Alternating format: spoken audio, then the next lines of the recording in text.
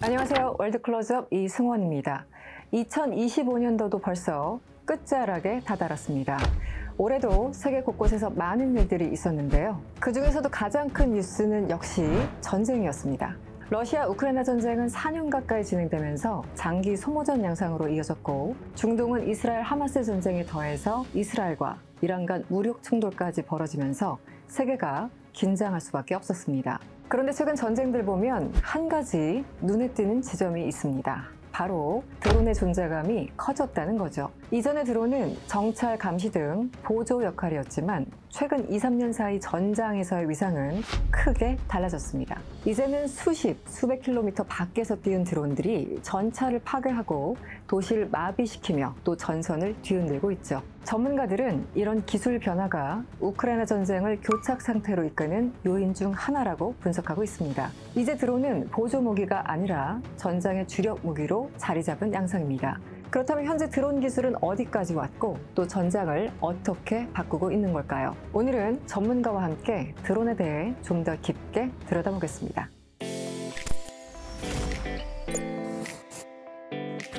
네, 교수님 어서 오세요. 예, 안녕하십니까? 네, 저희 시청자들을 위해서 잠시 자기소개 좀 부탁드리겠습니다.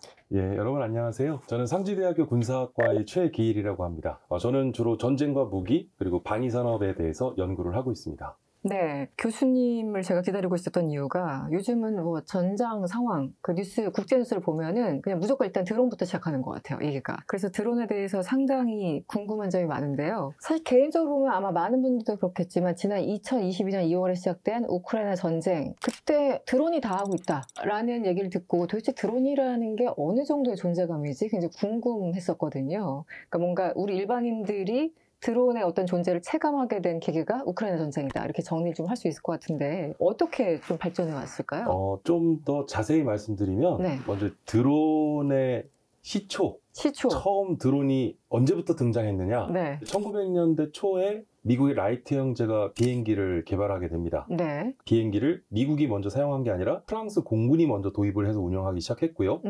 프랑스가 도입을 하니까 네. 이어서 영국이 또 이 비행기를 도입하게 되는데 네. 영국은 이 비행기를 무인 비행체로 한 단계 더 개발을 하게 되는데, 그때 당시에 만들어졌던 그 무인 비행 기체를 퀸 B라고 합니다. 퀸 B요? 네. 그래서 네. 영어 사전에 퀸은 여왕이고 네. B는 벌인데, 네. 그 비행 기체의 이름을 여왕벌이라고 명명을 하고 나니까 이제 영국은 또 여왕이 있는 나라지 않습니까? 그렇죠. 그러니까 이제 자칫 여왕의 권위를 훼손시킬 수 있다라고 하는 부분 때문에 네. 드론이라고 하는 명칭으로 바꿔요. 드론을 영어 사전을 찾아보시면 네. 윙윙거리다는 뜻을 갖고 있는데, 실제로 지금의 드론도 보면 비행 중에는 벌이 마치 윙윙거리는 듯한 그런 소리를 네. 내거든요. 네. 그래서 이 드론은 벌써 100년 전에 출현을 했고, 그 100년 전에 개발이 된 이 드론이 오늘날에 이르기까지 보이지 않는 그러한 무수한 전쟁 속에서 역할을 해왔습니다. 그리고 말씀하셨던 이제 2022년 2월에 우크라이나와 러시아 간의 전쟁을 통해서 드론 전쟁이라고 하는 신조어가 또 만들어졌는데요. 네. 일반에게는 그렇게 알려져 있는데, 네. 사실 이제 군사 전문가들 사이에서는 드론 전쟁이라고 하는 용어는 이미 2년 전인 2020년 네. 아제르바이잔과 아르메니아 간 전쟁에서 드론 전쟁이라는 용어를 처음 사용했습니다. 네. 근데 이제 실질적으로 게임 체인저와 같은 역할을 실제로 입증하고 보여준 것은 이제 우러 전쟁에서였죠. 사실은 조금 더 가보면 19년에도 한 번 있었어요. 소위 그림자 전쟁이라고 해서 이란을 배후에 둔 뭐 예멘 후티 반군이 누굴 공격했다 뭐 이런 기사를 쭉 읽다가, 사우디아라비아 하면은 이제 석유 시설이 워낙 중요하지 않습니까? 정유 시설 이런 거. 그런데 드론이 가서 파괴했대. 그 기사를 읽으면서 와, 이거 너무 쉬운 거 아니야? 한 나라의 그 국부를 좌지우지하는 이 정유 시설 그냥 싸구려 드론 몇 개만 보내면은 금방 파괴된다는 게 약간 좀 허무하다는 생각도 들고, 그래서 어떤 기술 발전의 속도랄까요? 그걸 좀 어떻게 표현해 주시겠어요? 일단 당시 저도 그 기사가 기억이 납니다. 그래서 사우디아라비아 국영회사인 아람코의 사례였는데요. 네네. 이 드론이 지금 이렇게 위력을 발휘하는 이유 중에 여러 가지가 있는데요. 드론은 우리가 하이테크 기술로 분류하지는 않습니다. 드론 자체의 기술 우리가 로우테크로 분류를 하고 있고, 실제로 우리가 인터넷이나 또는 시중 마트에서도 불과 몇만 원 또는 십수만 원의 가격대에도 우리가 손쉽게 구입할 수 있는 제품이 바로 드론이라는 말이죠. 근데 이 드론은 기체가 워낙 소형이고 그리고 저고도에서 비행을 하기 때문에 레이더에 잘 탐지가 안 됩니다.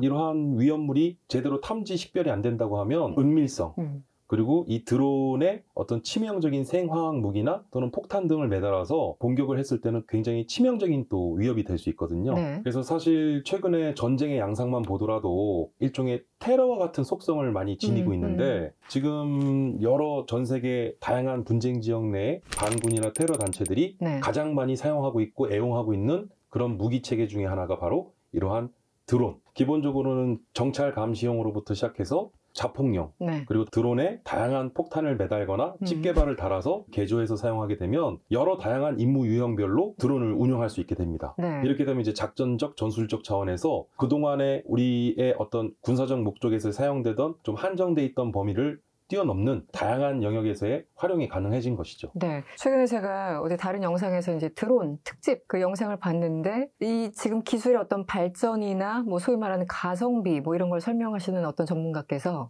예전에 CIA에서 개발했던 기술을 이제 다이소에서 팔고 있다 이렇게 표현을 하시더라고요. 그런데 지금 설명 들어보니까 딱 그런 상황, 어떤 상황인지 이해가 갑니다. 그래서 이제 네. 드론의 다양한 첨단 IoT 기술들, 이러한 기술들이 접목이 되면 드론의 활용도는 정말 무궁무진한 거죠. 최근에 이제 드론이 원래는 기존의 비행 함법 장치 내에 사전에 목표 지점에 좌표를 입력해서 네. 임무를 수행하는 방식이었다면 지금은 이제 GPS를 통해서 원격으로 리모트 송수신을 통해서 그 원격 조정을 하더라는 네. 거죠. 근데 지금은 AI 인공지능 알고리즘을 탑재함으로써 네. 여기 이제 라이다라고 하는 자율주행 기능까지 부여해서 이제는 사전적인 좌표를 입력하거나 또는 인간의 원격의 조종에 의하지 않고 드론 스스로가 새로운 지형 또는 목표물을 탐색해서 즉각적인 임무 유형을 스스로 판단해서 움직일 수 있게끔 하는 그 정도 단계까지 이르렀습니다. 실제로. 너무 무서운데요. 그 무기가 가면서 이건 폭격을 해야 돼 말아야 돼 스스로 어떻게 보면 인지하도록 돼 있다는 거잖아요. AI까지 싫다 보면은. 그렇습니다.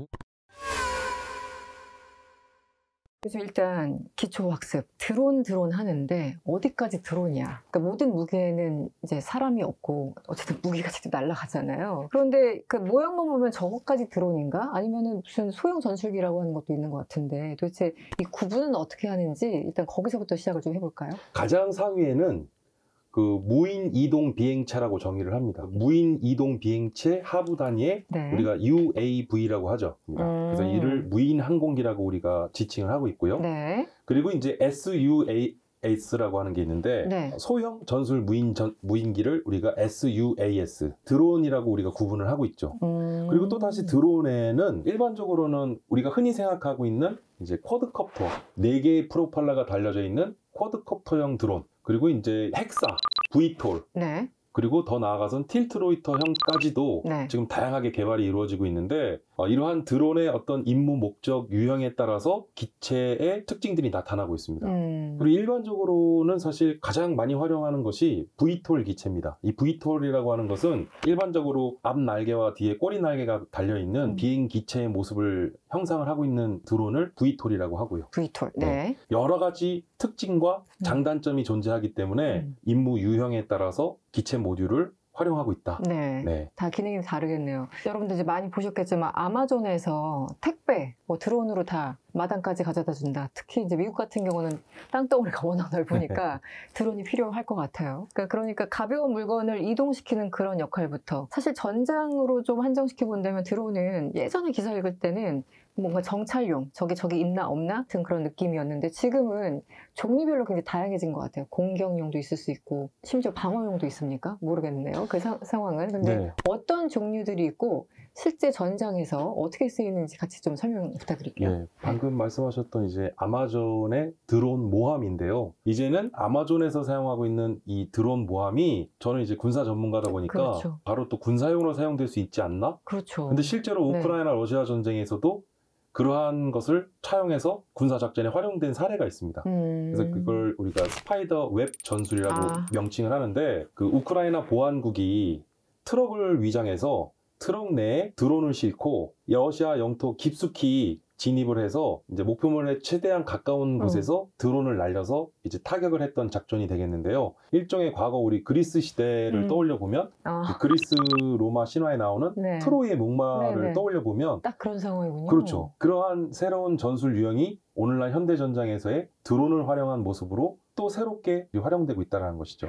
일반적으로 생각하기에는 비행 모체가 날아가서 거기서 이제 문을 열면 그 안에 있는 그 작은 드론들이 각각 이렇게 맹맹거리면서 나오는 건데 지금 말씀하시는 거는 아예 트럭으로 위장을 해서 육로로 간 거네요, 일단은. 그렇습니다. 네. 그리고 이제 드론은 우리가 이제 뭐 여러 가지 또 접근을 해볼 수 있겠지만 기본적으로 오늘날 현대전 양상에 좀 두드러진 특징을 먼저 짚고 가야 될 것 같습니다. 네. 그래서 기본적으로 현대전은 국가 총력전 양상인데요. 여기서 국가 총력전이라고 하는 것은 국가가 보유하고 있는 인적, 물적 자원을 총동원해야 된다는 것입니다. 그러니까 제가 최근에 지금 소강과 공방을 반복하고 있는 우크라이나 러시아 전쟁 상황 속에 우크라이나 고위 관계자가 한국에 좀 비공식 방문을 했을 때 이제 제가 개인적으로 좀 인터뷰를 할 수 있는 기회가 있었는데요. 우크라이나 군이 수행하고 있는 전투 양상의 80% 이상을 드론에 의존하고 있다. 그러니까 드론이 없으면 전투를 할 수 없는 상황이 됐다라는 거예요. 그래서 이 드론은 우크라이나에서도 많이 사용하고 있지만 통상 100만 원대 내외의 가격대의 이 FPV 드론은 개조가 좀 용이하기 때문에 다양한 용도로 활용하는데 결국은 지금 우크라이나의 이런 FPV 드론을 워낙 잘 운영하다 보니까 일종의 전차 무용론까지 대두됐던 게 대당 가격이 수백억 원에 해당하는 전차 한 대를 100만 원에 불과한 드론으로 무력화시킬 수 있다는 걸 전장에서 보여줬거든요. 네. 그래서 오늘날 현대전은 국가 총력전 양상하에 효과성과 효율성이 굉장히 중요한 개념이라고 말씀드릴 수 있는데 드론은 가성비 높은 무기라는 차원에서 보자면 효과성과 그리고 효율성의 두 가지 이점을 다 갖고 있는 그러한 게임 체인저 같은 무기인 것은 분명한 사실이 되는 거죠. 다시 이제 검색을 해보니까 최근까지 이제 거의 4년 다 돼가지 않습니까? 우크라이나 사상자를 봤더니 거의 70%가 드론에 의해서 죽거나 사망한 거의 대부분이라는 얘기죠. 아까 드론에 의존해서 한 80% 전쟁이 이루어지고 있다는데 딱 그 연결되는 부분 같기도 하고 진짜 현실적으로 다가왔던 게 드론 한 대가 한 250만 원에서 300만 원 요 정도 다 되는 드론인데 그것을 한 120대 정도 사용했대요. 그래봤자 이제 몇 억 수준이지 않습니까? 몇 억 수준의 드론 이 무기들이 끼친 피해액을 봤더니 9조가 넘어간다는 기사를 봤어요. 물론 숫자가 좀 다르긴 할 텐데 굉장히 충격적이더라고요. 맞습니다. 네. 정확한 부분을 지적해 주셨는데 핵심은 저비용의 고효율을 노린 것이죠. 이제 앞서 말씀드렸던 드론이라고 하는 무기 자체가 워낙 압도적인 가성비를 갖고 있더라. 그러니까 상대적인 국력이나 군사력 차이를 보더라도 인구만 보더라도 그렇습니다. 네. 우크라이나가 전쟁 이전만 하더라도 인구가 2,500만이었습니다. 지금 이제 2,000만이 채 안 될 거라고 하는데 정확한 인구 통계가 집계가 안 되고 있어서 그런데 네. 우크라이나는 러시아에 비해서는 상대적 약소국인데 네. 이 약소국이 이러한 초강대국과의 전쟁을 효과적으로 효율적으로 수행하기 위해서는 저비용의 고효율, 즉 압도적인 가성비를 지닌 무기로 대항할 수밖에 없었다는 것이죠. 우크라이나군의 이러한 드론에 대한 전술이나 작전적 활용은 결국은 이거는 사실 어떻게 보면 우연이 아닌 필연이었다. 이렇게 볼 수 있겠습니다. 사실 얼마 전까지만 해도 대표적으로 우리가 북한의 핵을 설명할 때 보통 이제 핵은 가난한 자들의 무기라고 하지 않습니까? 그래서 핵을 처음에 개발하기는 굉장히 힘들지만 일단 갖고만 있으면 비대칭 전력으로서 굉장히 압도적인 힘을 발휘하니까 그래서 가난한 국가일수록 혹은 테러리스트일수록 핵을 더 욕심낸다 뭐 이런 얘기들을 했었는데 요즘은 이제 드론이구나 이런 생각이 듭니다. 너무 이제 지나친 비약일 수는 있는데 네. 지금 근데 이제 우리가 눈여겨봐야 될 부분이 드론을 우크라이나 군만 운영하느냐? 그건 아닙니다. 아니죠. 러시아 군도 마찬가지로 이 FPV 드론 등 다양한 무인 기체를 활용하고 있는데 참 역설적이게도 우크라이나 군과 러시아 군이 가장 많이 사용하는 드론이 중국의 DJI라고 하는 드론 회사가 있습니다. 전 세계 드론 마켓시어의 한 70% 이상을 점유하고 있는 드론 업계의 독보적인 넘버원 업체인데 70%요? 예, 지금은 약 75% 정도라고 집계를 하고 있는데요. 근데 중국의 이 DJI에서는 놀랍게도 단 한 번도 군사용 드론을 만들거나 판매한 적이 없습니다. 그럼 어떻게 된 거예요? 그러니까 이제 드론이 일종의 우리 군사학에서는 테크니컬이라는 용어로 설명을 하는데요. 이 테크니컬이라는 의미는 말 그대로 이제 가난한 나라의 무기의 상징인데요. 네. 가령 우리나라 현대 기아차의 포터와 봉고 같은 네. 중고차가 중동이나 아프리카 시장에서는 굉장히 인기가 많습니다. 네. 그 이유가 중동이나 아프리카 지역에 있는 반군이나 테러 잔태들이 우리나라의 현대 기아차의 포터나 봉고에 차량 외판에 장갑을 덧대고 기관총 등을 매다는 등 이제 군사용으로 개조해서 사용하더라는 거예요. 네. 그래서 일반 커머셜의 민수용으로 사용되는 제품을 군사용으로 개조하는 이런 현상들이 최근 두드러진 현상으로 나타나고 있고 이것은 최근 오늘날 4차 산업혁명 시대와 좀 일맥상통하는 부분이 한 단어로 압축하자면 하이퍼 커넥티드라고 하는 초연결, 결국은 국방의 영역과 민간의 그 경계와 영역을 급격히 허물어버리는 그런 현상들이 나타나고 있는데 네. 바로 우크라이나와 러시아 간의 전쟁에서도 테크니컬 그리고 하이퍼 커넥티드라고 하는 초연결의 그런 현상들이 두드러진 특징으로 나타나고 있는 것이죠. 네. 이제 드론이 무서운 게 이렇게 저가에 엄청난 이제 가성비 있는 무기로 등극을 한 것 같습니다. 그렇다면 어쨌든 우리는 항상 안티 개념이 있는 거잖아요. 최근에 그 넷플릭스에 요즘 굉장히 인기가 있는 하우스 오브 다이너마이트 그 영화를 무려 2번이나 봤어요. 너무나 현실적이어서. 그런 개념인데 미사일이 미사일을 막는 거, 총알이 총알을 막는 것이다. 뭐 이런 개념으로 설명을 하던데 드론 너무 어려울 것 같아요. 드론이 정말 수천 대가 한꺼번에 몰려와. 그럼 우리는 뭐 수만 대를 보내서 이들을 막을 겁니까? 이 안티 드론은 이 가능한 건가요? 예, 이제 안티 드론이라고 해서 우리는 또 실무에서는 대드론 체계라고 얘기를 많이 하는데요. 네. 너무 중요한 얘기를 해주신 것 같아요. 사실은 이제 우리 인류 역사를 전쟁의 역사라고도 하는데 그러면 다른 말로 전쟁의 역사는 무기의 역사로도 대변됩니다. 네. 그래서 강력한 공격용 무기가 등장하면 이에 대응하는 또 방어용 무기가 등장하기 일쑤였는데 결국은 이러한 드론이 전장에서 위력을 발휘하니까 이 드론을 무력화하기 위한 효율적인 대드론 방어 체계, 즉 안티 드론 체계에 대한 중요성이 부각되고 있는 것이 사실입니다. 네. 자, 지금 이런 것들이 사실은 오늘날 전쟁의 양상, 제가 이제 오늘날 현대전 양상의 좀 특징들을 몇 가지 언급했는데 추가적으로 조금 더 말씀드리면 네. 오늘날은 이제 더 버튼워의 시대라고 합니다. 그래서 실제로 지난 6월 이스라엘과 이란 간의 전쟁도 이스라엘군과 이란군의 대규모 지상병력이 맞붙는 그런 물리적 충돌이 아니었어요. 결국은 이스라엘과 이란은 서로 미사일과 드론을 띄우면서 서로 이제는 미사일 발사 버튼을 누르는 것으로부터 전쟁이 시작되고 끝날 수 있는 시대가 됐고 그리고 이러한 전쟁의 양상은 초장사정화, 초정밀화되고 있는 경향이 두드러진데 이러한 상황 속에서 이제 드론의 이러한 고도화 그리고 이러한 고도화된 드론의 성능이나 기술을 얼마만큼 효율적으로 이를 이제 억제할 수 있을 것이냐. 네. 그게 바로 이제 대드론 체계의 핵심인데 이 안티 드론은 크게 두 가지로 나뉩니다. 네. 하나는 하드킬이 있고요. 또 하나는 소프트킬이 있습니다. 네. 그래서 하드킬 방식은 네. 이제 물리적으로 드론을 방어하는 전략이 됩니다. 예를 들어서 드론을 요격하거나 격추시키는데 굉장히 힘들기 때문에 이 레이저를 통해서 드론을 효과적으로 이제 격추할 수 있는 그런 대드론 방어 체계의 하드킬 방식을 최근에 많은 선진국들이 선호하고 있고요. 그 다음에 소프트킬 방식은 뭐 스푸핑이나 제밍이나 그러니까 일종의 전자적 전파 방해나 전파 차단 등을 통해서 오작동을 일으키게 하거나 제대로 된 어떤 작동 임무 수행을 방해하는 그래서 이제 제대로 된 기능을 구현하지 못하도록 하는 것을 우리가 소프트킬 방식이라고 얘기를 합니다. 근데 여기 이제 조금 더 특이한 점이 이제 디코이 드론이라는 게 최근에 조금 각광을 받고 있는데요. 네. 실제로 지금 우크라이나와 러시아 간의 전쟁에서도 이 디코이 드론이 사용됐습니다. 그러니까 디코이라고 하는 게 영어 사전에 교란하다라고 하는 뜻인데 쉽게 얘기하면 적으로부터 우리 아군의 전차 숫자를 더 늘리기 위해서 이제 목업이라고 하는데요. 전차 모형물을 여러 개를 세워놓음으로써 적으로부터 오판을 일으키고 교란을 하는 그런 용도로 이 디코이 기술을 쓰기 시작했는데 그럼 디코이 드론 기술은 뭐냐? 적의 방공망에 레이더에는 우리는 소형 드론을 띄운 건데 이 소형 드론의 디코이 기술을 접목하면 적 레이더에는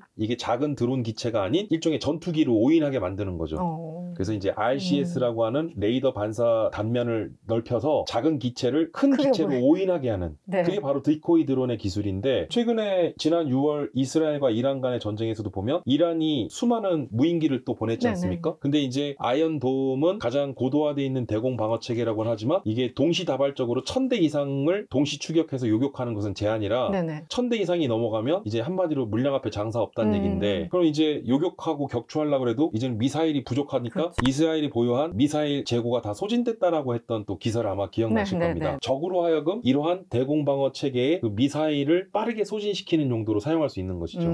그래서 취약해진 적 대공망의 빈 허점을 노리게 하는 그런 이제 전술적인 차원에서 이 디코이 드론 기술을 또 최근에 주목을 하고 있는 상황입니다. 네. 그러면 이 디코이 드론 이 기술은 지금 어느 나라가 지금 현재 앞서가요? 가장 앞선 것은 미국, 이스라엘, 러시아 등이 이 디코이 드론 기술을 사용하고 있고요. 우리나라도 국내 모 기업이 디코이 드론 기술의 프로토타입까지도 시험 버전을 성공한 것으로 확인이 되고 있는데 아마 내년 상반기 정도 되면 우리나라도 곧 이 디코이 드론 기술을 보유할 수 있을 것으로 기대가 되고 있습니다. 한국 얘기하셨으니까 우리나라는 이 드론 기술 이 부분은 어떻습니까? 뭐 이제 인력을 양성한다는 얘기도 있고 하는데 실질적으로 교수님 보시기에는 좀 객관적으로 어떻게 보십니까? 사실 제가 이제 최근 한 10년 동안 군사용 드론 연구를 수행해 왔는데 우리 대한민국 육군도 이러한 군사용 드론에 대한 이제 도입과 운영을 해왔죠. 근데 이제 참으로 많은 시행착오를 겪었고요. 유튜브에 업로드된 영상 중에 플라잉 건이라고 단어를 검색하시면 월마트나 시중 마트에서 한 10수만 원 정도면 구입할 수 있는 드론에 권총을 매달아서 원격으로 리모트 조종을 하면서 격발 시험을 하는 것을 영상을 올렸어요. 근데 지금 우리 한국의 드론봇 전투단과 지금 우리 육군이 하고 있거든요. 지금 이 드론에 권총과 소총 등을 매달아서 격발 시험을 하고 있는 게 지금 우리 과학화 전투훈련단 KCTC나 또는 그 지작사 예하의 드론봇 전투단 등에서 지금 하고 있는 모습이 딱 그 모습입니다. 너무 뒤처졌다고 지금 생각을 사실 이거는 좀 뼈아픈 부분이라 지적을 아니하지 않을 수가 없는 상황이라 제가 말씀을 좀 드렸고요. 기술적으로만 보더라도 사실 우리나라 국내 군사용 드론 기술은 미국에 비해서 최소 10년 내지 15년 정도 뒤처져 있다라고 지금 평가를 하고 있습니다.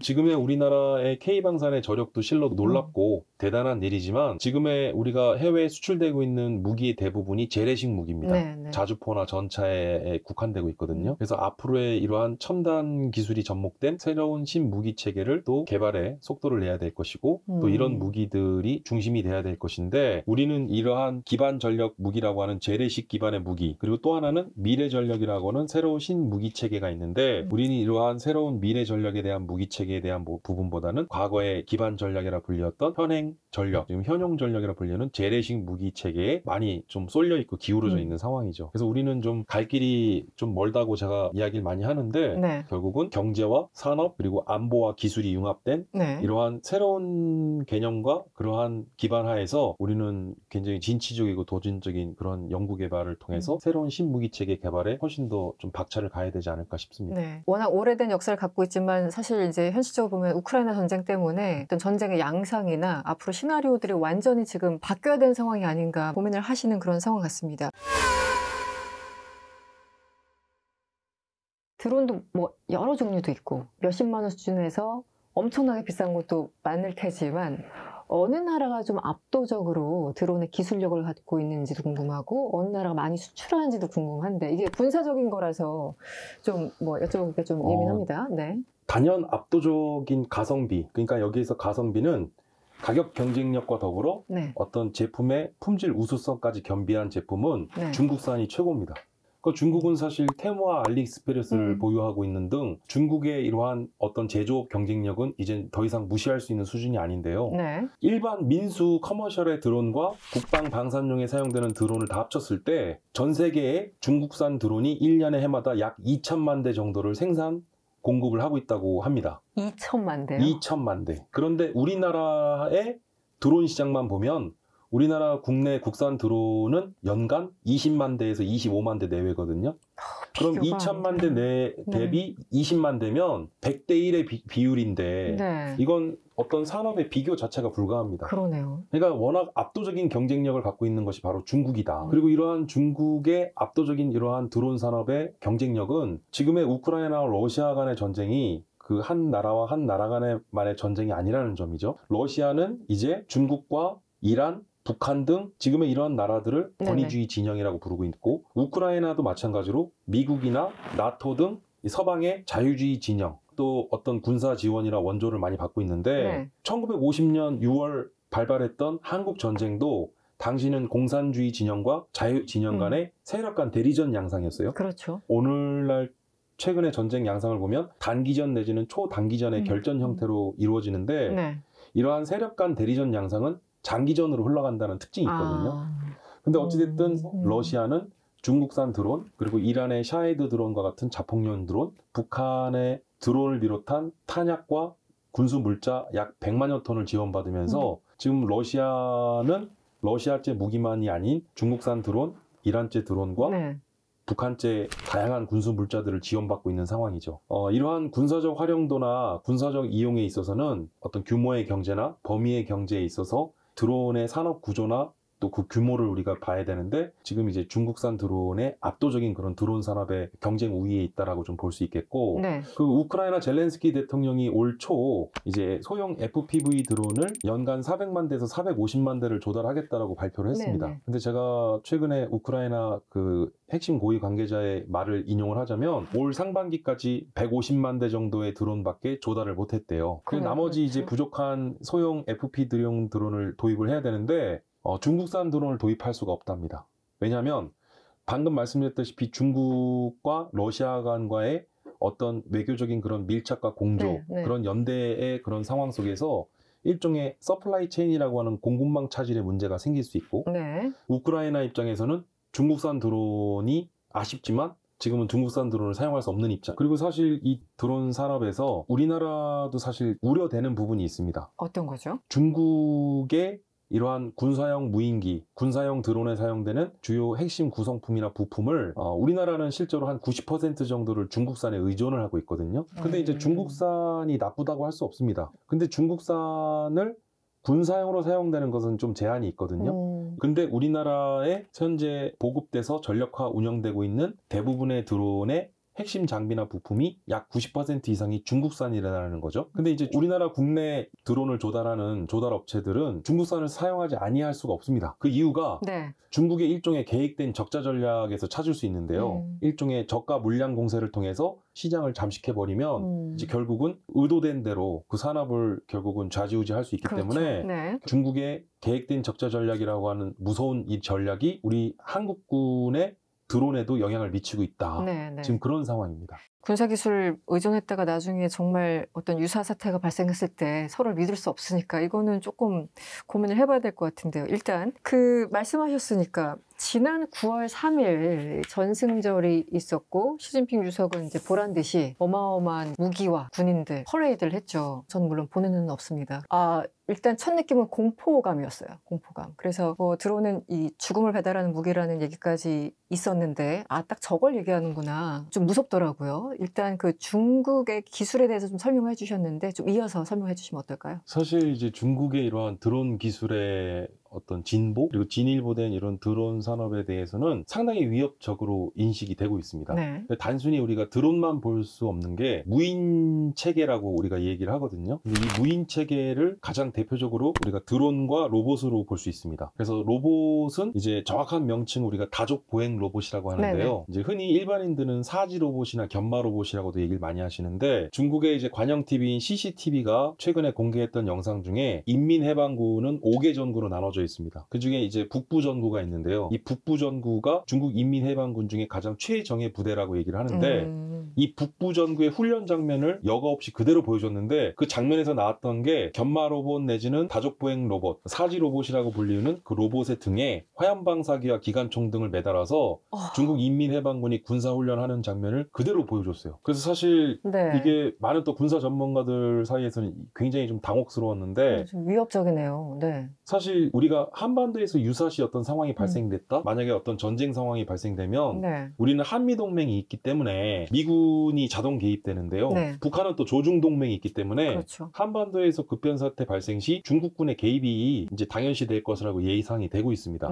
그런데 중국은 방금 말씀드린 5개 전구 중에 가장 최강의 군대인 북부 전구가 어디에 위치해 있냐면 중국의 수도인 북경, 이 베이징을 쉽게 우리 따라하면 이제 수도방위 사령부에 해당하는데 중국의 수도인 북경을 수도할 뿐만 아니라 중국과 북한 간의 국경 지역을 관할하는 게 이 북부전구예요. 자, 다시 얘기하자면 한반도에서의 어떤 유사시 전쟁 상황이 발생하면 한국군은 북한군만을 전면전에서 상대하는 게 아니라 방금 말씀드린 중국 인민해방군의 북부전구와의 전투를 우리가 상정해 놓고 있어야 되는데, 근데 중국의 인민해방군 북부전구는 이러한 견마 로봇에 다족보행 로봇에 그런 화염방사기와 기관총 등을 매달아서 싸우는데, 그럼 우리는 그걸 어떻게 막을 거냐는 거예요. 네. 사실 좀 흥미로운 유튜브 영상 중에 또 하나가 있는데 네. 최근에 이거는 미국 쪽에서 영상을 삭제했더라고요. 그러니까 이 영상이 뭐였냐면 미군의 최정예 엘리트 부대 중에 하나인 레인저 부대가 네. 1개 중대와 그리고 미국의 제너럴 다이내믹스에서 개발한 무인 지상 전투 차량이라는 게 있습니다. 네. 그게 이제 UGV라고 하는데, 그러니까 이제 전차보다는 크기가 작지만 여기에는 승조원이 탑승하지 않은 무인 전차라는 거예요. 그래서 이 무인 전차와 그 미국의 레인저 부대. 1개 중대가 마일즈 장비라고 하는 가상의 전투 시가전 장비를 착용한 상태에서 모의 전투 훈련을 했는데, 이게 전장에 그 UGV 무인 지상 전투 차량이 투입된 지 15분 만에 엘리트 부대인 미국 레인저 중대가 방어하던 방어 지역이 붕괴됐고 30분 만에 1개 중대가 그 한 대에 의해서 전멸당했거든요. 근데 예를 들어서 그러한 UGV나 군사형으로 개조된 다족보행 로봇이 수십 대 내지는 수백 대, 더 많게는 수천 대가 동시다발적으로 이게 전진해 왔을 때 그걸 어떻게 막을 수 있을 거냐는 거예요. 이거는 당장에 우리 눈앞에 닥친 현실입니다. 그래서 중국은 이러한 뭐 군집 드론 기술이라든가 또는 다양한 이런 무인 체계에 대한 로봇을 대량으로 작전에 활용할 수 있을 정도의 그런 기술을 확보했는데, 네. 당시 2023년 8월에 미 국방부에서 보고서를 하나 발간해요. 그 보고서는 대중국 봉쇄 전략이자 제4차 상세 전략이라고 불리우는 리플리케이터 전략이라는 게 발표됩니다. 근데 이 리플리케이터 전략의 리플리케이트는 영어 사전에 이제 복제하다 또는 복사하다는 네. 뜻을 갖고 있는데, 네. 이 전략의 핵심은 두 가지를 담고 있어요. 첫 번째는 2030년경이 되면 중국의 군사력이 미국의 군사력을 압도하고 추월할 것이다.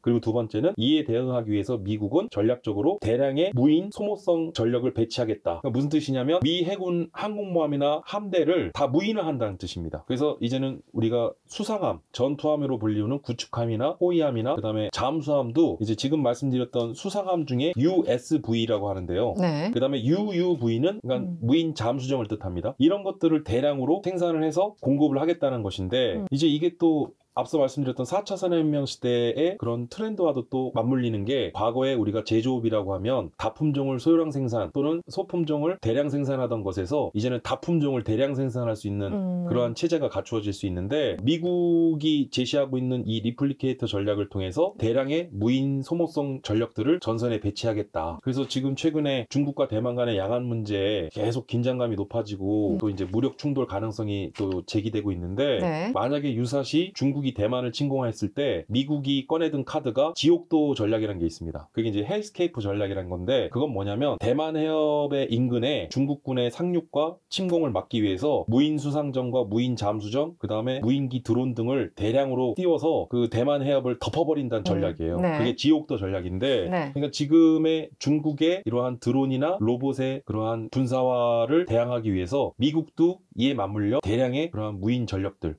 드론이나 그리고 로봇이나 이런 것들을 지금 더 개발과 그 다음에 보급에 박차를 네. 가하고 있는 것이죠. 네.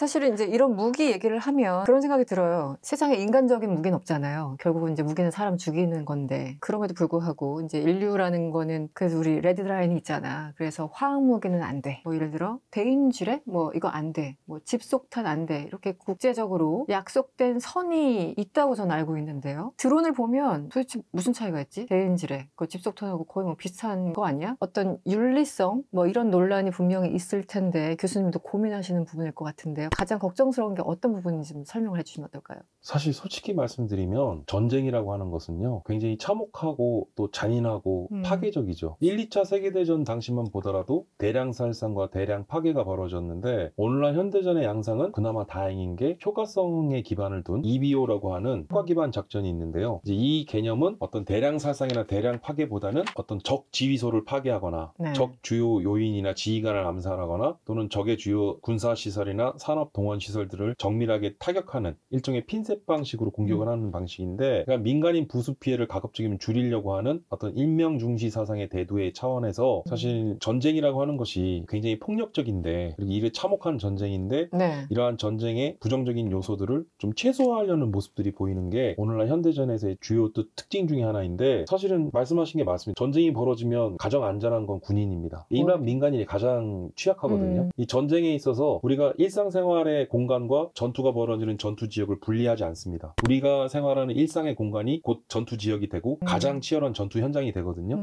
좀 충격적이게도 이스라엘과 하마스 간의 전쟁에서 이스라엘 IDF, 이제 이스라엘 디펜스 포스라고 하는 이스라엘 국방군이 최초로 공개를 했던 것이 인류 역사상 AI 인공지능 프로그램을 통해서 군 작전에 처음 사용을 했다라고 공식 발표를 해요. 그래서 그 프로그램이 뭐였냐면 라벤더 시스템이라는 게 있습니다. 라벤더 시스템이요? 네. 그래서 이스라엘군이 사용한 이 라벤더 시스템은 가령 하마스 무장대원 1명을 살상하기 위해서 민간인 부수 피해를 최소 10명 이상, 그리고 하마스 고위 간부를 1명 살상하기 위해서는 민간인 부수 피해를 최소 100명 이상을 설정해 놓고 있더라는 거예요. 최소 100명 이상? 그렇습니다. 그러니까 쉽게 말하면 한 사람을 잡기 위해서 100명 이상 죽여도 된다는 거예요? 그러니까 이제 AI 인공지능 프로그램을 군사적 용도로 활용하는 데 있어서 최근에 가장 주안점은 어떤 윤리적인 그런 프로토콜이 필요하다는 겁니다. 그러니까 국제적인 합의에 의해서 AI의 군사적 활용에 일종의 기본적인 가이던스를 마련해야 된다는 것인데요. 아직 국제적인 AI의 군사적 활용에 대한 어떤 국제 표준이나 기준은 아직까지 정해진 바는 없습니다. 그래서 이제 결국은 이러한 어떤 윤리적인 문제, 그리고 이 윤리적인 문제에 의해서 AI 인공지능이 기계가 스스로 판단해서 인간을 살상할 수 있다라고 하는 그러한 상상만으로도 굉장히 끔찍한 일일 텐데요.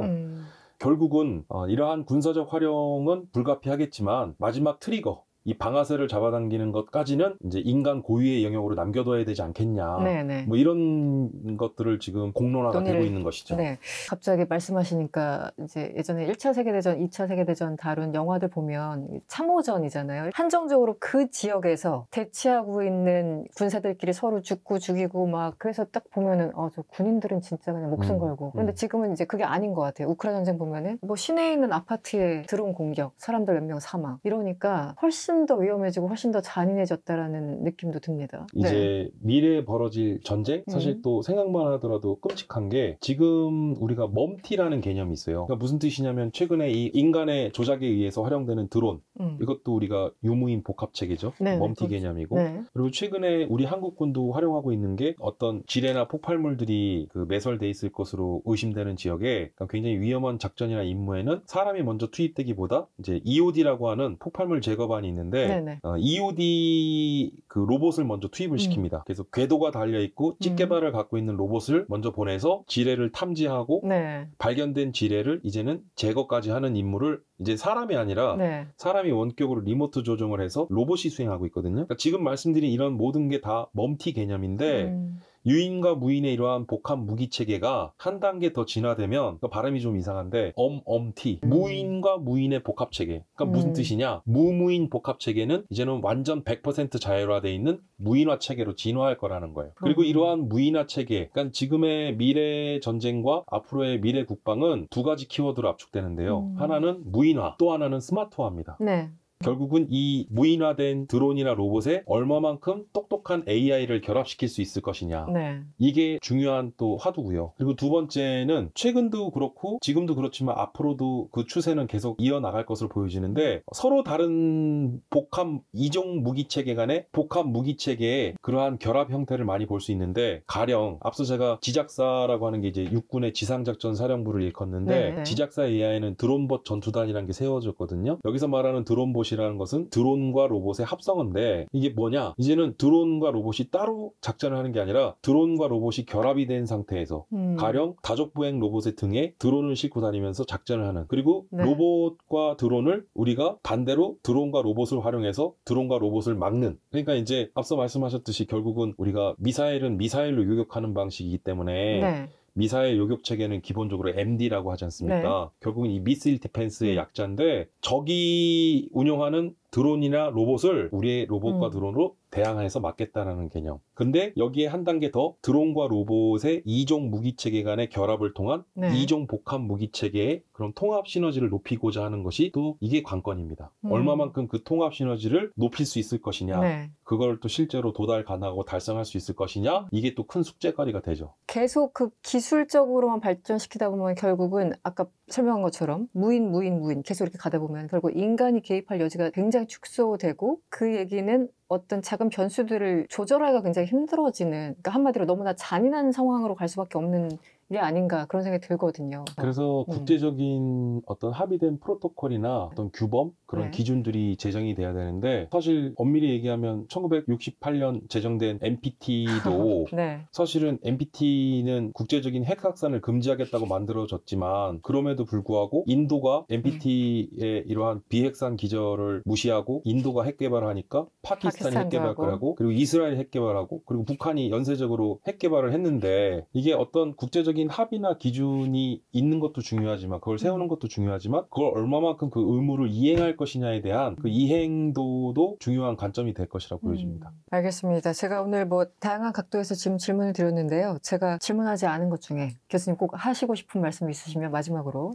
이러한 무기를 개발하고 생산 제조하는 산업을 일컬어 우리가 방위산업이라고 하지 않습니까? 근데 방위산업에 최근에 이제 우리나라 한국산 무기가 해외에 수출이 많이 되다 보니까 반대로 무기가 인명을 살생하고 전쟁에 활용되는 도구인데, 그러면 이런 우리 한국산 무기가 해외에 수출되는 것을 마냥 좋아할 일이냐라고 또 반문하시는 분들이 계시는데, 저는 우리가 이런 방위산업의 고유한 특성이 있기 때문에 이 방위산업을 얘기하는데 이런 너무 이념을 결부시켜서 얘기하는 것은 좀 곤란하다고 제가 말씀드리거든요. 근데 굳이 그 이야기에 제가 주장의 반론을 제기하자면, 그렇다면 우리나라의 한국산 무기가 해외에 수출됨으로써 그 나라의 국방력을 튼튼하게 하고 전쟁을 억제하면서, 그러니까 일종의 우리나라 한국산 무기가 수출돼서 세계 평화 이바지하는 측면도 있다라고 저는 강조를 하고 싶거든요. 근데 어찌됐든 다시 돌아와서 이러한 무기 산업에 대한 접근, 이제는 우리가 방위 산업을 가리켜 이제 중요한 국가 안보 산업이라고도 얘기를 하는데요. 이제는 전략 산업으로서 경제와 산업 그리고 안보의 세 가지가 삼위일체가 되는, 그래서 이러한 방위 산업의 수준을 고도화하고, 그리고 또 이러한 방위 산업 K방산이